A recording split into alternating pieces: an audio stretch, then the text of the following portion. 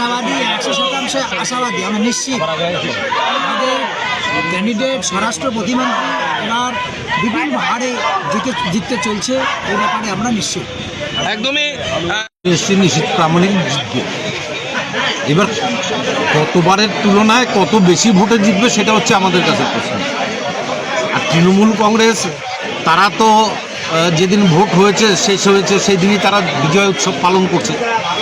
তো বিজয় উৎসব তারা আর পরবর্তীকালে তারা বিজয় উৎসব পালন করতে পারবে না বলে তারা দুধের স্বাদ ঘোলে মেটাবার জন্য চেষ্টা করেছে। এবং সারা ভারতবর্ষের যে ট্রেন্ড তার সাথে সাথে পশ্চিমবঙ্গের যে ট্রেন্ড, তাতে করে এখন পর্যন্ত যে অবস্থা দেখা যাচ্ছে তাতে বিজেপি 26টা থেকে 30টা আসনের মধ্যে বিজেপি জয়লাভ করবে, এই বিষয়ে কোনো সন্দেহ নেই।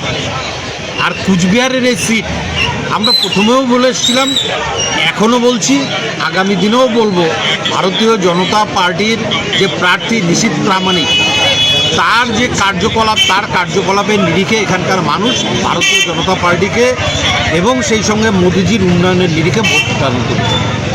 কাজেই এই সিট আমরা জয়লাভ করছি। এবার গতবারের তুলনায় মার্জিনটা কত বাড়বে সেটা হচ্ছে আমাদের কাছে শেষ।